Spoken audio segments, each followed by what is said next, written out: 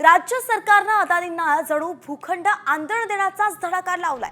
कारण आता अदानी समूहाला राज्य सरकारनं मुलुंडमधल्या मिठागराची सुमारे 58 एकर जागा सुद्धा दिलेली आहे। विशेष म्हणजे विधानसभा निवडणुकीची आचारसंहिता लागू होण्याच्या आदल्याच दिवशी म्हणजे अलीकडच्याच दिवशी हा करार करण्यात आला। माहिती अधिकाराखाली हे उघडकीस आलेलं आहे आणि या जागेसाठी अदानी समूहानं केंद्र सरकारला 319 कोटी दिल्याचं कळतंय। त्यामुळेच धारावीकर आता मुलुंडवासियांचे शेजारी होणार आहेत।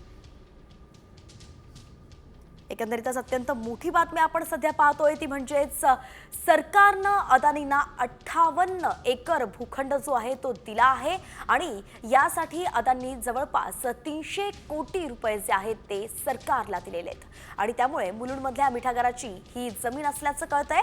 विशेष म्हणजे विधानसभा निवडणुकीच्या आचारसंहिता जी लागू होणार होती त्याच्या अगदी आदल्याच दिवशी हा करार करण्यात आलेला आहे। 319 कोटी यासाठी मोजले गेलेत।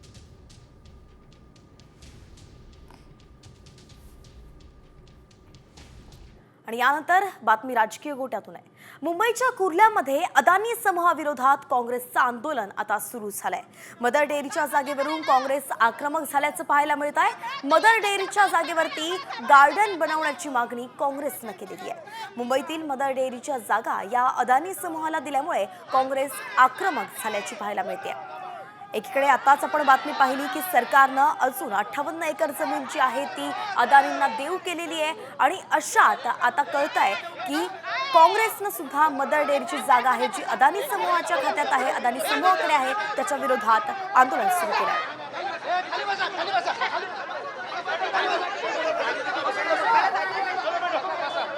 ताई, नक्कीच काँग्रेसचं जे आंदोलन आहे त्यात अतिशय आक्रमक झालेलं आहे। काँग्रेसने या ठिकाणी धरणे आंदोलन दिलेलं आहे।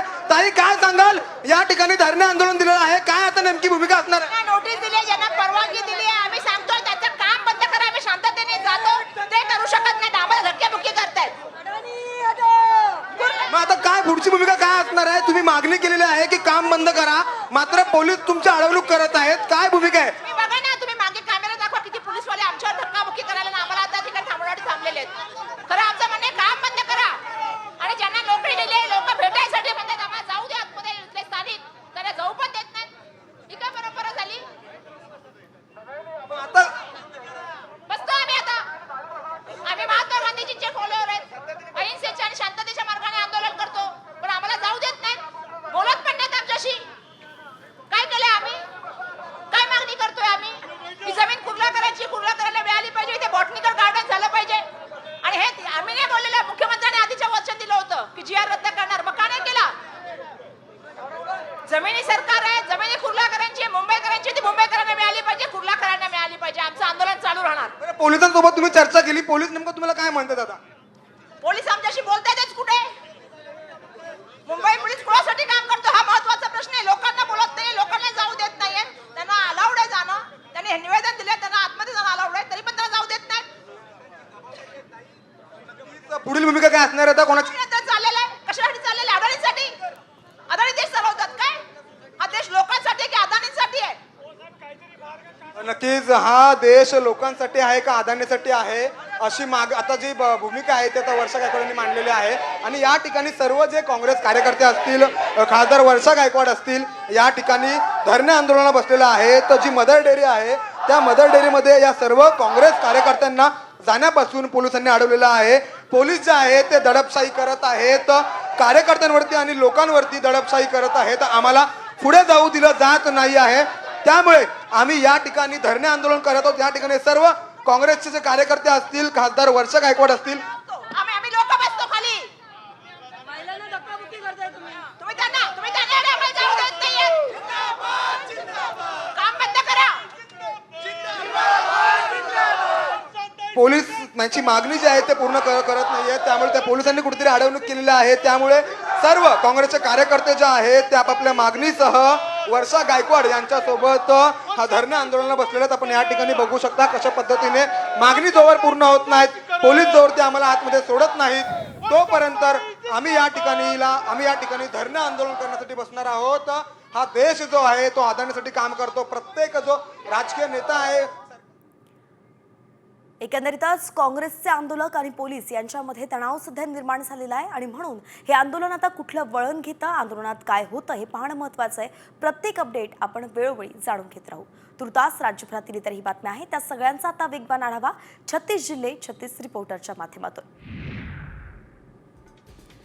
अमरावतीत महिला एसटी प्रवासी वाढल्या आहेत. अमरावती जिल्ह्यात वर्षभरात एसटी मधून 1,61,00,000 महिलांनी प्रवास केलाय.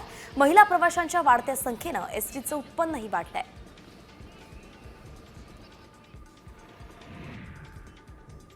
यवतमाळच्या कोसदनी जवळ वाहनाच्या धडकेत बिबट्या जागीच ठार झालाय.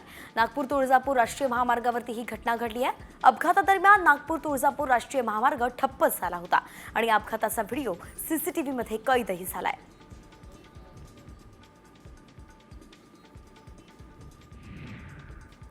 पनवेलमधल्या कामोठे आणि तळोजात पालिका प्रशासन प्राथमिक शाळा उभारणार आहे. मागील अनेक वर्षांपासून इथल्या पालकांकडून पालिकेच्या शाळा सुरू करण्याची मागणी केली जाते. पुढील 2 वर्षांत या शाळांमध्ये विद्यार्थ्यांना प्रवेश सुरू करण्याचं नियोजन पालिका आयुक्तांनी आखलंय. अहिल्यानगरमध्ये रसायन मिश्रित पाणी ओढ्यात सोडण्यात आलंय. रसायन मिश्रित पाणी मिसळल्यामुळे शेतकऱ्यांची पिकं जळाली आहेत. तर इतकंच नाही, ओढ्या नाल्यांमध्ये असलेले मासे आणि साप सुद्धा मृतावस्थेत आढळत आहेत. 26 जानेवारीच्या पार्श्वभूमीवरती राष्ट्रध्वजाचा योग्य मान राखण्याचं आवाहन धुळे पोलिसांनी केलंय. सामाजिक संस्थांनी राष्ट्रीय ध्वज इतरस्त आढळून आल्यास स्वयंसेवकांच्या मार्फत गोळा करून प्रशासनाला सुपूर्द करा, असं सुद्धा आवाहन धुळ्याचे पोलीस अधीक्षक श्रीकांत धिवरेंनी सामाजिक संस्थांना केलंय. वीज महावितरण यांच्या वतीनं सर्वत्र स्मार्ट मीटर बसवण्याचं काम सुरू आहे. त्यामुळे मीटर रिडिंग आणि बिल वाटप करणारे कामगार यांच्यावरती उपासमारीची वेळ येणार आहे. त्यांच्या विरोधात वीज मीटर रिडिंग आणि बिल वाटप करणारे कामगार 1 फेब्रुवारीपासून संपावरती जाणार आहेत. स्थानिकांच्या न्याय हक्कासाठी रत्नागिरीच्या खेडमध्ये शिवसेना आक्रमक झाली आहे. खेडमधील कोका कोला कंपनीचं काम बंद पाडलंय. काम बंद केल्यानंतर तुर्तास आंदोलन मागे सुद्धा घेण्यात आलंय. स्थानिकांना नोकरीत प्राधान्य न दिल्यास शिवसैनिक पुन्हा कंपनीत घुसणार असल्याचा इशारा दिला गेलाय. धाराशिवच्या उमरगा बायपास रस्त्यावरती सतत होत असलेल्या अपघाताला कंटाळून नागरिकांनी रास्ता रोको आंदोलन केलंय. दरम्यान या महामार्गाचं काम संथ गतीनं चालू आहे. तर या ठिकाणी सातत्यानं अपघात होत आहे. म्हणूनच या महामार्गाचं काम अगदी जलद गतीनं करावं, या मागणीसाठी आंदोलन करण्यात आलं. सांगलीच्या विटा आणि आटपाडी घरफोडी आणि तसंच जबरी चोरी करणाऱ्या 3घांना अटक करण्यात आलेली आहे. सांगलीच्या स्थानिक गुन्हे अन्वेषण विभागाच्या पथकानं ही कारवाई केली आहे. त्यांच्याकडून गुन्ह्यात वापरलेल्या दुचाकीसह चोरीचे 10,10,000 रुपयांचा मुद्देमालही हस्तगत करण्यात आलाय. पुणे जिल्ह्यातील पूर्व हवेली तालुक्यात विद्युत रोहित्र चोरीच्या घटनांमध्ये मोठ्या प्रमाणात वाढ झाली आहे. या चोरट्यांच्या टोळीला शोधण्याचं मोठं आव्हान जे आहे ते पोलिसांपुढे आहे. पुणे पोलिसांच्या गुन्हे शाखेनं तांब्याच्या तारा चोरणारी टोळी जेरबंद केली होती आणि यानंतर आता रोहित्र चोरणारं रॅकेट उघडकीस येण्याची शक्यता आहे. पुण्यात नेमकं चाललंय तरी काय असा सवाल आता उपस्थित झालाय. कारण पुण्यात पुन्हा एकदा गाड्यांची तोडफोड करण्यात आली आहे. रस्त्यावरती उभ्या 4 चाकी वाहनांची सायंकाळच्या सुमारास तोडफोड करण्यात आली आहे. कोयता गँगनं ही तोडफोड केल्याचा पोलिसांना संशय आहे. पुणे पालिकेकडून 1 जानेवारी ते 18 जानेवारी या कालावधीत शहरात दंडात्मक कारवाई केली आहे. 4,519 नागरिकांकडून तब्बल 36 लाख रुपयांचा दंड वसूल करण्यात आलाय. शहरात सार्वजनिक ठिकाणी अस्वच्छता करणाऱ्या आणि आरोग्यास धोका निर्माण करणाऱ्या बेशिस्त नागरिकांच्या विरोधात नवीन वर्षात कारवाईचा फास आवळला गेलाय. लातूर जिल्ह्यातील शेतकऱ्यांनी शक्तीपीठ महामार्गाला विरोध केलाय. सुपीक जमीन जात असल्यानं अनेक शेतकऱ्यांनी महामार्गाला विरोध केलाय. लातूर जिल्ह्यातील 481 हेक्टरवरून शक्तीपीठ महामार्ग जाणार असल्यामुळे आता शेतकऱ्यांनी आंदोलन केलंय. नांदेडमध्ये शक्तीपीठ महामार्गासाठी 2 गट पडलेत. काही शेतकऱ्यांनी शक्तीपीठ महामार्गाचं समर्थन केलंय तर काही शेतकऱ्यांनी विरोध केलाय आणि म्हणूनच 24 जानेवारीला शक्तीपीठ महामार्गाच्या विरोधात शेतकरी आंदोलन करणार आहेत. नाशिकमध्ये बोगस पीक विमा भरणाऱ्या शेतकऱ्यांवरती कारवाईला सुरुवात करण्यात आली आहे। या शेतकऱ्यांचा पीक विमा रद्द करण्याची प्रक्रिया सुरू झाली आहे। वसूल करण्यात आलेले पैसे पुन्हा सरकारच्या तिजोरीत जमा होणार आहेत। तब्बल 4500 शेतकऱ्यांनी बोगस पीक विमा भरला होता। पेणमध्ये गावठी वालाच्या शेंगांची शेती बहरल्यानं शेतकऱ्यांच्या चेहऱ्यावरती समाधान दिसून येत आहे। शेतकऱ्यांकडून गावठी वालाच्या शेंगांची शेती मोठ्या प्रमाणावर करण्यात आली आहे। येत्या 8 ते 10 दिवसांत गावठी वाल बाजारात दाखल होण्याची शक्यता आहे। एपीएमसी फळ बाजारात 865 क्विंटल मोसंबीची आवक झाली आहे। त्यामुळे बाजारात मोसंबीला 25 ते 50 रुपये किलो असा भाव मिळतोय। आवक वाढली असली तरी ग्राहकांकडून मागणी असल्यानं भाव स्थिर राहतील अशी शक्यता व्यापाऱ्यांकडून वर्तवण्यात आली आहे। नांदेडच्या अर्धापूर तालुक्यातील शेतकऱ्यानं हिरव्या मिरचीची लागवड केली आहे, पण वातावरणातील बदलामुळे मिरचीवरती रोगाचा प्रादुर्भाव वाढल्यानं मोठं आर्थिक संकट होत आहे। लागवड खर्च सुद्धा निघत नसल्यानं शेतकऱ्यानं आता संतापही व्यक्त केलाय।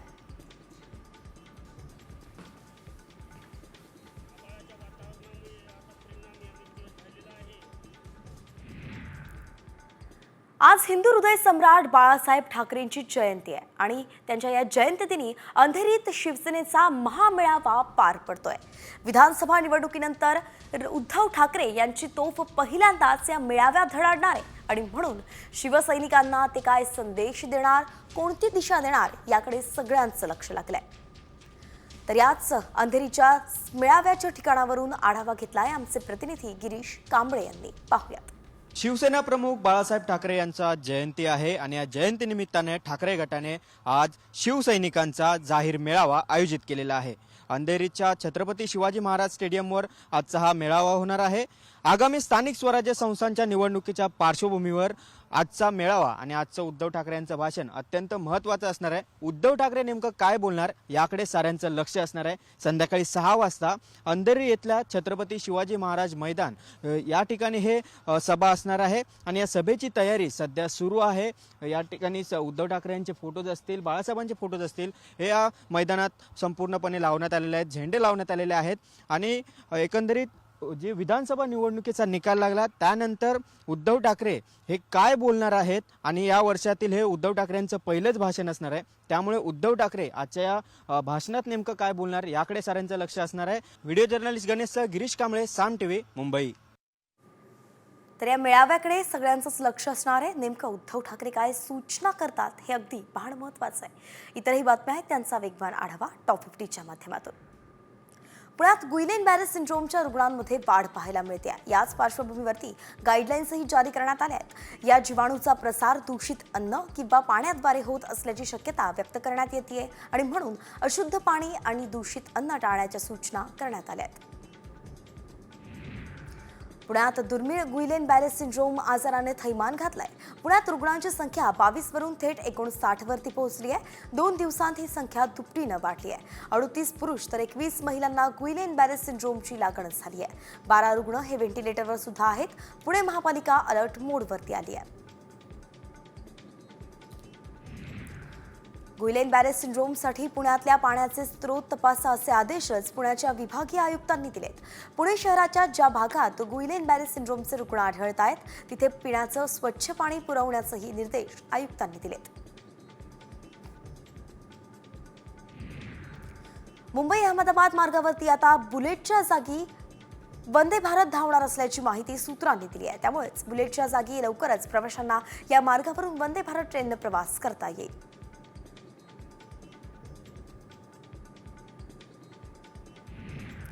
MSRTCच्या लाल परीचं प्रवास भाडं आता 15% वाढणार आहे। या प्रस्तावाला मंजुरी मिळण्याची शक्यता असल्याची माहिती एसटीतील अधिकाऱ्यांनी दिली आहे। दरवाढ झाल्यास एसटीच्या उत्पन्नात 4 कोटींची भरही पडणार आहे। म्हणून एसटीचे तोट्यात रुतलेले चाक बाहेर निघण्यास मदत होईल। अटल सेतूवरून प्रवास करणाऱ्या प्रवासी वाहन चालकांसाठी सेतूच्या शेवटी जासई इथे फूड प्लाझा आणि पेट्रोल पंपची सुविधा लवकरच उपलब्ध होणार आहे। याबाबतचा निर्णय मुंबई महानगर प्रदेश विकास प्राधिकरणाने घेतलाय। त्याच दृष्टीने प्रक्रिया सुरू असून येत्या काही दिवसांमध्ये महिन्यांमध्ये ही सुविधा कार्यान्वित होणार आहे। आज पुण्यातील काही भागात पाणी पुरवठा बंद राहणार आहे. मुख्य जलवाहिनीच्या दुरुस्तीच्या कामासाठी भारती विद्यापीठ आणि आंबेगाव परिसरातील पाणी पुरवठा बंद असेल, तर उद्या कमी दाबानं पाणी पुरवठा होईल असं सुद्धा सांगण्यात आलंय.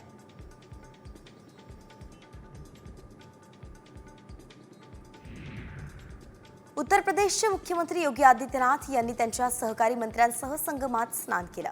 यानंतर सीएम योगी यांनी आपल्या सहकारी मंत्र्यांसोबत संगम काठावरती बसूनच जेवणही केलंय. कोलकाता इडन गार्डन्सच्या मैदानात रंगलेल्या पहिल्या T20 सामन्यात भारतीय संघानं 7 गडी आणि 43 चेंडू राखून दणक्यात विजय मिळवलाय. तर टॉस गमावल्यानंतर पहिल्यांदा बॅटिंग करताना इंग्लंडच्या संघानं निर्धारित 20 षटकांत सर्वबाद 132 धावा करत टीम इंडियासमोर 133चं आव्हान दिलं होतं.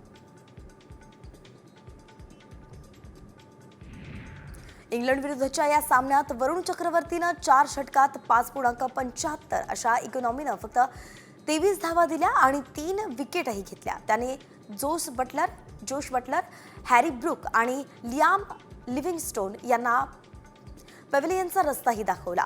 या दमदार कामगिरीसाठी त्याला सामनावीर म्हणून सुद्धा निवडण्यात आलंय. ज्या खेळपट्टीवरती इंग्लंडचा संपूर्ण संघ 132 धावांत ऑल आऊट झाला, त्याच खेळपट्टीवरती एकट्या अभिषेक शर्मानं 34 चेंडूंमध्ये 79 धावांचा तडाखा दिलाय.